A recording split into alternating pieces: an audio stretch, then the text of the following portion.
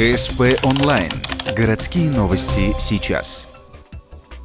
Понедельник, 16:00. Общественная приемная главы республики. Прямая линия на тему предоставления компенсации по оплате жилого помещения и коммунальных услуг. Ранее компенсация начислялась по фактическим показателям коммунальных хозяйств. С 1 января скидка стала единой, то есть фиксированной. Самое главное отличие – размер компенсации не зависит от площади жилья и количества проживающих вместе с льготниками на одной территории. Например, возьмем самую многочисленную категорию в нашем городе – это ветераны труда, около 15 тысяч.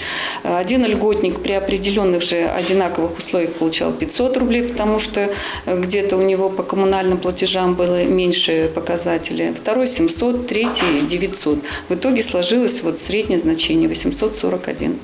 Поэтому, конечно, фиксированный размер выплаты, он будет индексироваться в течение календарного года. Как говорится, получилось 50 на 50. Есть категории, потерявшие в деньгах при фиксированной сумме льгот, но есть и выигравшие. За 2 часа прямой линии поступило около 12 звонков. Например, Владимира Носова интересует компенсация для ветеранов боевых действий в Афганистане и Чечне. Максимова поясняет, для данной категории назначена фиксированная компенсация 850 рублей. Прямая линия завершена, однако вопросы все равно можно задать по телефонам 72 35 54, 72 53 11 и 75 15 20.